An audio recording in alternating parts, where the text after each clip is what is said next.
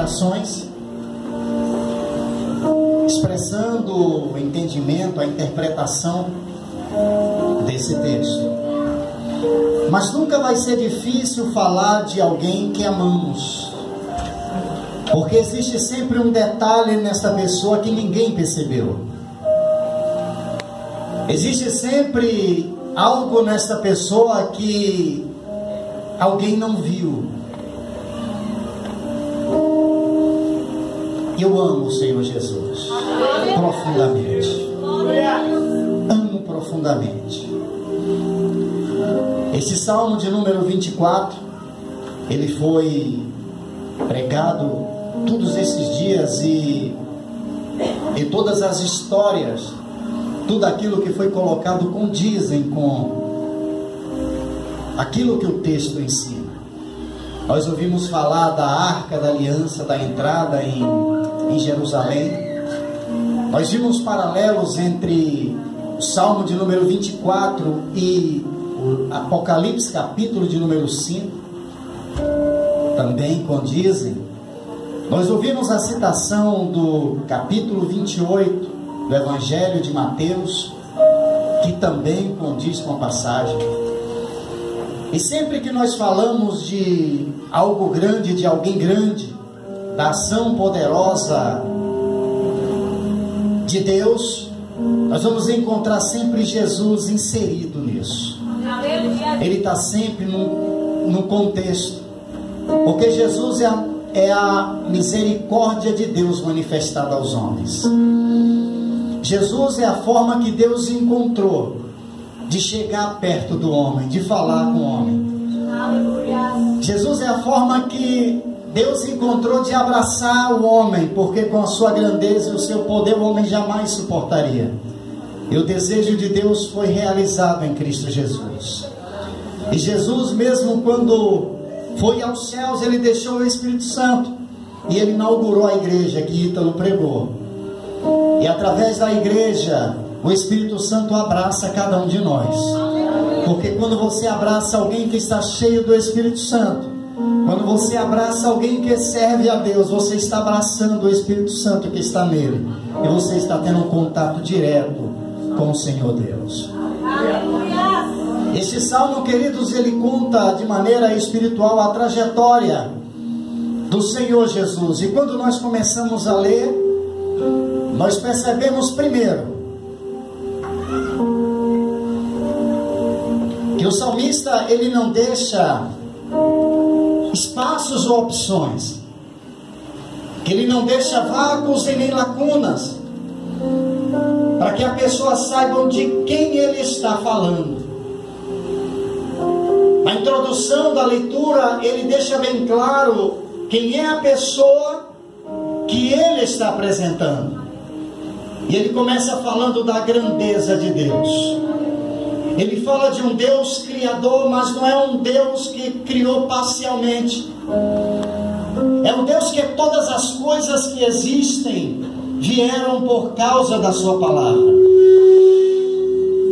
É um Deus que criou a física, a química, a biologia.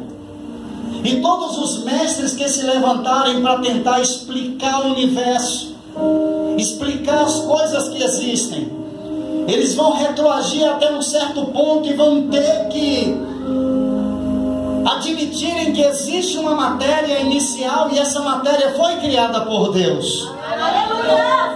Porque Deus é o único, queridos, que cria do nada. Deus é o único que inicia todas as coisas. Por isso que quando Isaías estava preocupado, ele disse: Isaías, antes que houvesse dia, eu já sou. Louvado seja o nome do Senhor. E o salmista começa falando deste Deus. Do Senhor é a terra e toda a sua plenitude. Não há nada que você enxergue, que você contemple, que você veja, e que no fundo não pertence a Deus, porque Ele é dono de tudo e de todos. Louvado seja o nome do Senhor. Ele começa apresentando um Deus criador, um Deus grande, um Deus poderoso. E se eu pudesse estar no momento em que ele estava salmodiando, enquanto Davi estava escrevendo, eu estava cantando: quão grande é o meu Deus. É assim? Quão grande é o meu Deus. Glória a Deus. Estava me expressando e eu cantando para ele.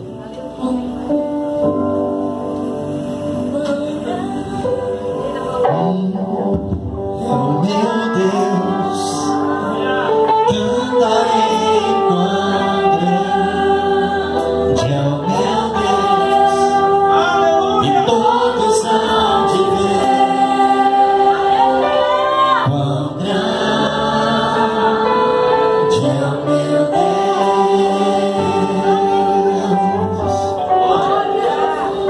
E com certeza, queridos, todas as pessoas das outras nações estariam entendendo que Davi não estava falando do Deus de Israel. Davi estava falando do Deus de todo o universo. Saberia que aquele que ele estava reverenciando não era um Deus isolado de um povo que se comparasse com deuses de outras nações. Ele estava falando do Deus que originou todas as coisas.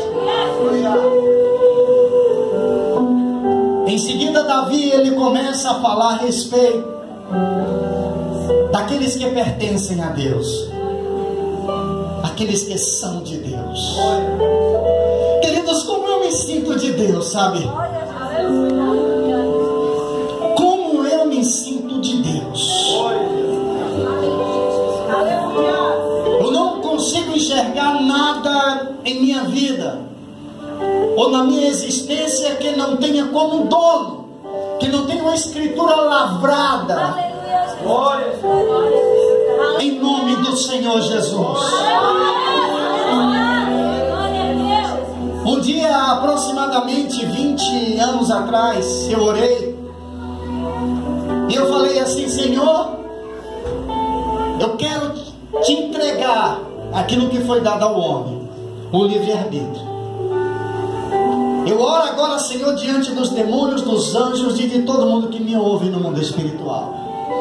E eu te entrego o meu livre-arbítrio. Eu não quero. Eu não quero que o Senhor me pergunte se pode, se eu quero ou se deve. Eu quero que o Senhor faça. E quando eu percebi, alguns anos depois, eu estava lá no Amazonas. A Neucília foi para um ciclo de oração, nós fomos lá e Deus usou alguém e já tinha falado comigo e falou: olha, eu vou levantar vocês e vou levar para um lugar que vocês não conhecem, um lugar distante, um lugar de muitas águas.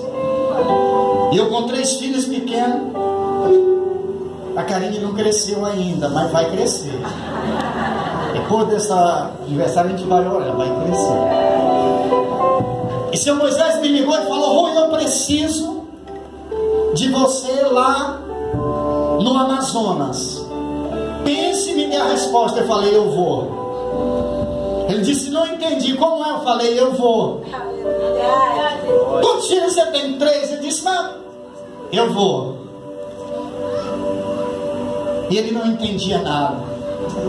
E às vezes ele fala disso e no meu coração diz: aquele que manda em mim já tinha determinado. Glória a Jesus. Aleluia, Senhor. E a segunda parte dos Salmos fala daqueles que são de Deus, aqueles que escolhem ser de Deus. Quem vai morar com Ele? Aqueles que são puros de mão, Aleluia. limpos de coração. É impossível, queridos, ser de Deus e não buscar a santidade. O crente que não tem desejo de adorar o Senhor tem alguma coisa errada, tem algum defeito aí. Tem que mudar alguma pecinha aí, tem que voltar para a fábrica. Porque santidade, queridos, não é nem que Deus não queira, mas é uma exigência celestial. É algo que tem que acontecer. E Deus, Ele é tão santo que a Bíblia diz: olha, até os céus é impuro aos olhos de Deus. Deus não pode ver o pecado. A santidade de Deus, ela não pode ver o pecado sem que ela o consuma. E eu vi alguém fazendo uma ilustração. Ele falou: olha, eu estava assando um cupim, e um pouco daquele tempero caiu em minha roupa e manchou. Perdi a santidade. Mas se esse mesmo tempero ele caísse na brasa acesa que está lá dentro, ele bateria e a brasa reagiria, queimaria aquele tempero. E pouco tempo depois não tinha resquício do tempero, mas a brasa continuava quente, viva e acesa. Louvado seja o nome do Senhor. Glória a Deus. Assim é Deus. Assim é Deus. Aleluia. Glória a Deus. A santidade dele não pode ser confrontada. E por isso aquela mulher que tinha um fluxo de sangue, que foi citada na ministração de ontem, ela disse assim: se eu apenas chegar e tocar na orla, o meu fluxo vai cessar. Mas todos que conhecem a Bíblia sabem que no livro de Levítico diz que quando a mulher estava naquele estado, com hemorragia, ela não poderia tocar em ninguém, porque se ela tocasse aquilo que ela tocasse estaria imundo, seria considerado impuro. E a mulher quis tocar na orla de Jesus, mas ela não poderia tocar. E quando ela se aproximou e ela tocou na orla de Jesus, no mundo espiritual aconteceu uma reação. Ou Jesus seria considerado imundo, ou a mulher seria purificada. Por isso que sem palavras, sem expressão, saiu virtude de Jesus. Louvado seja o nome do Senhor. Glória a Deus.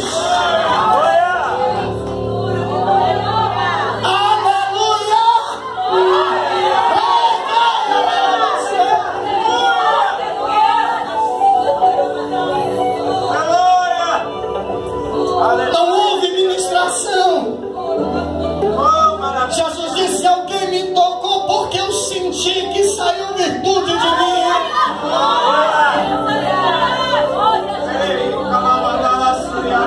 Eu sou de Deus, eu sou santo. Glória a Jesus. A Bíblia Sagrada diz no capítulo 6 de Isaías, que foi ministrado também, e uma coisa chacoalhou meu coração, porque os serafins eles voavam de um lado para o outro, e eles não podiam abrir as asas que estavam sobre os seus rostos. Ele tinha 6 asas, com 2 cobria os pés, com 2 voava e 2 cobria o rosto. Eles não podiam abrir as asas e olhar para Deus. Por isso, quando eles voavam, se levanta aí, meu filho, vem de lá para cá, vem caminhando, vem voando. Ele voando assim, ó. Quando eles passavam um pelo outro, um olhava para o outro e falava: santo. E passava de novo. Quando o outro voltava, dizia: santo. Glória a Deus. Eles comentavam entre si, queridos: é santo. O outro dizia: é santo, é santo. Aí eles juntavam e falavam: santo é o Senhor dos exércitos, toda a terra está cheia da sua glória.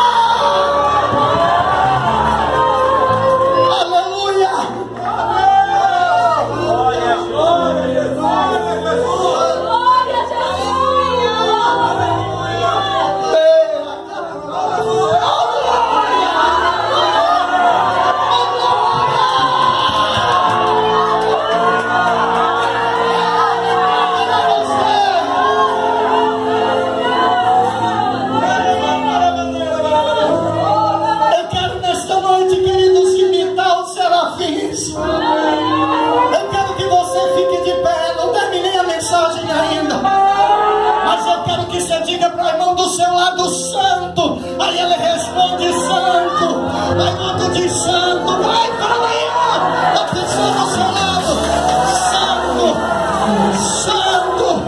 Diz para a pessoa do seu lado: ele é santo.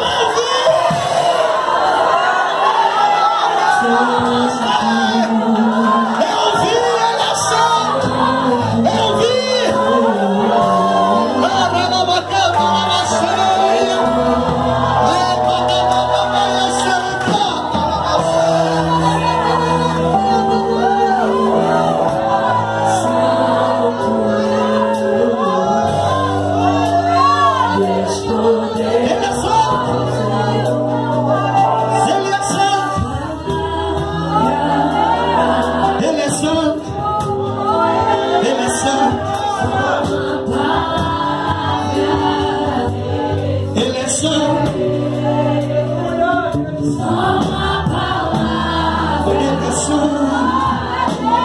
Adore o Senhor nesta hora, adore, entra no lugar da adoração.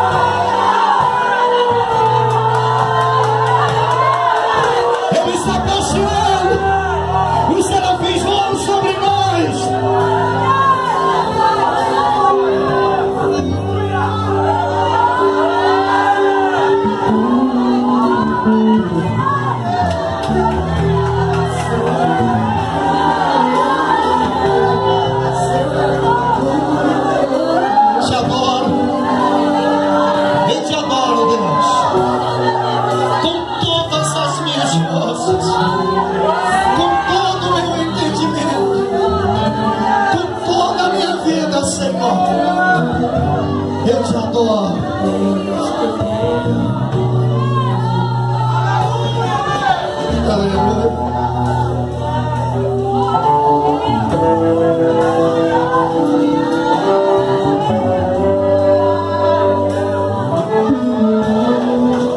Você está sentindo Deus aí, tá? Glória a Jesus. Está sentindo a presença dele? Se assenta bem devagar, mas glorificando ao Senhor. Glória a Deus. Eu não sei se você se sente assim, mas aqueles que se sentem assim totalmente de Deus, respira bem fundo. Ai, com a mão no coração assim, que coisa boa. Que coisa boa. Nós já vivemos o gozo celestial, porque em Eclesiastes capítulo 3, versículo 7, a Bíblia diz que Deus colocou a eternidade em nossos corações. Então você começa a ter um antigozo do céu. Você começa a sentir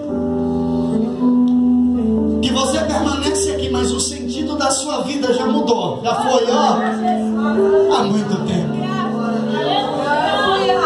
E a segunda parte do salmo, ele fala daqueles que pertencem a Deus. Pertence inteiramente a Deus. A terceira parte do salmo, nós vamos encerrar, fala da entrada do grande rei. E eu quero, queridos, nesta noite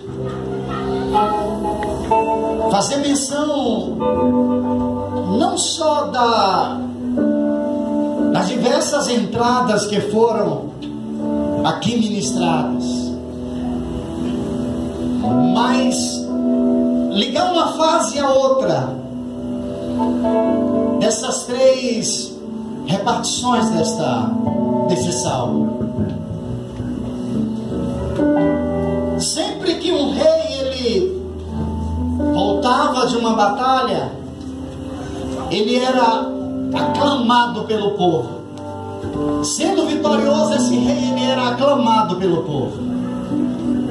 O povo esperava nos portões, e quando ele percebia que o exército estava retornando, o seu rei à frente, com a vitória, eles aclamavam aquele rei.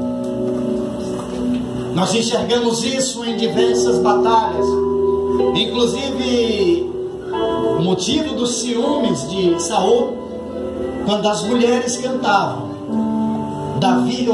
Saul matou 1000, mas Davi matou dezenas de milhares, porque o rei era esperado. E nós ouvimos ontem e hoje que o rei nasceu numa manjedoura.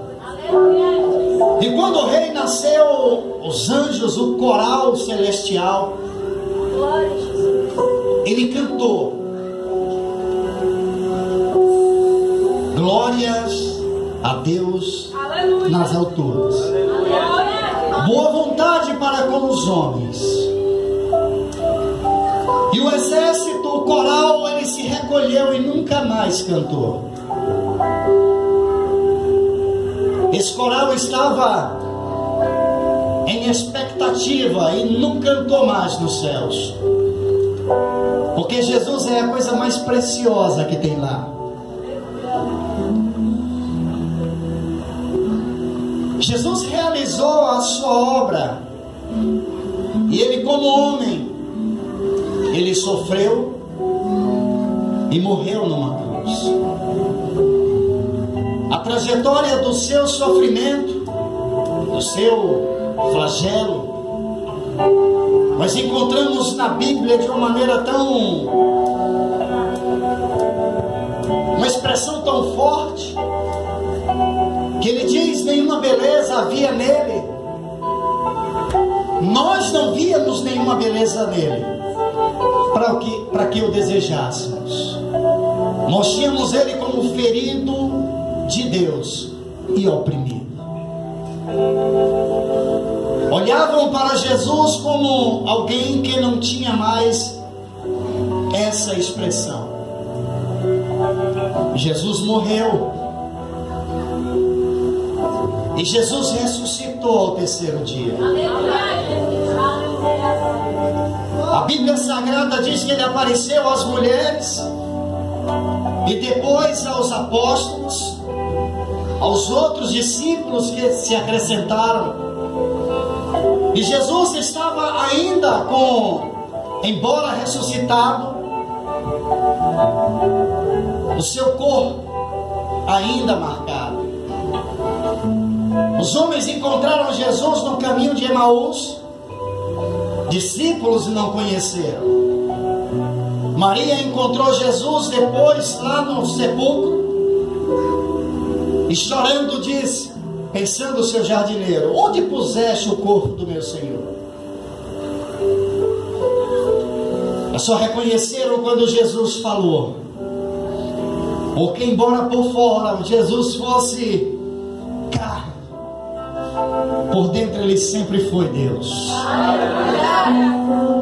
Glória a Jesus. E Jesus ficou com eles durante 40 dias. Ao final de 40 dias, Jesus vai até o Monte das Oliveiras. E lá eles estão dialogando. E de repente Jesus começa a flutuar. Ele começa a subir. E os discípulos começam a olhar e ver Jesus subindo e falando. E Jesus sobe. De repente a nuvem oculta Jesus, e quando eles olham para o lado, tem dois anjos ao lado dele. E olha para ele e diz: varões galileus, por que vocês estão olhando para cima? Esse Jesus que vocês viram subir, ele há de vir. Assim como ele subiu, ele há de voltar.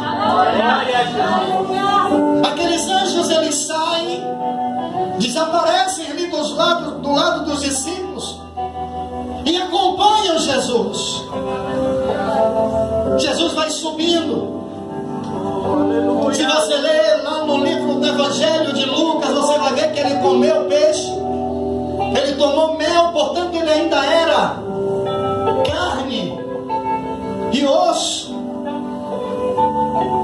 E os anjos acompanham Jesus porque ele veio buscar Jesus na terra. Eles contemplaram a obra, eles viram o que tinha acontecido na terra. Jesus estava subindo e havia sofrido, mas Jesus havia conquistado um povo. Ele havia consumado a obra. Ele havia derramado o seu sangue, mas ele havia vencido. Ele venceu a morte, ele venceu o pecado. Ele quebrou os grilhões. Ele fez cumprir tudo que na Bíblia está escrito a seu respeito. Ele fez se cumprir a palavra que a Lídia leu: o Espírito do Senhor Jeová está sobre mim, porque ele me ungiu para curar os quebrantados de coração, para pôr em liberdade os presos. Louvado seja o nome do Senhor, e para anunciar o ano da salvação. Os anjos que o acompanhavam sabia que Jesus era um rei, estava voltando de uma batalha, ainda com o seu corpo e carne.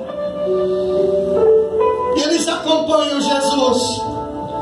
Quando chega longe, queridos, nos portões celestiais, aqueles anjos, eles gritam para os que estão pelo lado de dentro do céu: acorda, levantai, ó portais eternos, para que entre o Rei da Glória.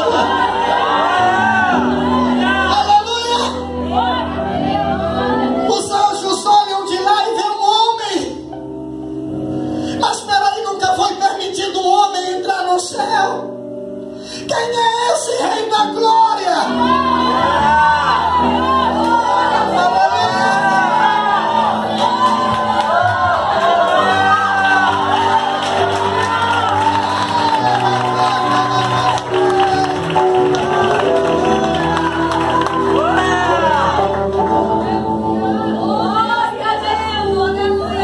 Toda vez que alguém chama,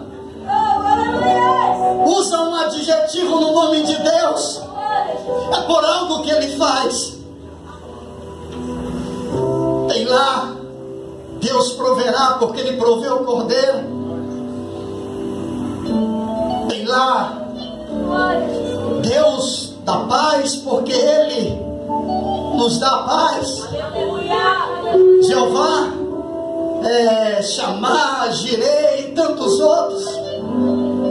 Mas naquela hora que estava chegando,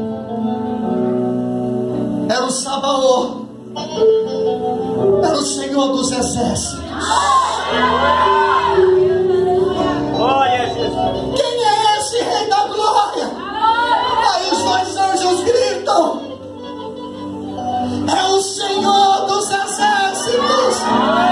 Ele é o Rei da Glória.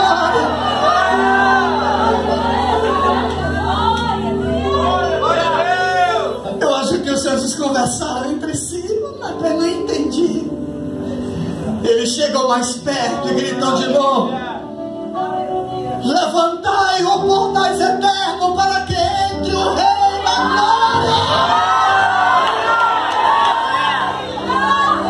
Glória a Jesus. Quem é esse Rei da Glória? E aqueles anjos dizem: Ele é o Senhor dos Exércitos. Glória a Deus. Ele está chegando numa batalha. Ele está voltando numa guerra. Ele está marcado pelos cravos, mas ele traz a vitória. Glória a Deus. Aleluia. Aleluia.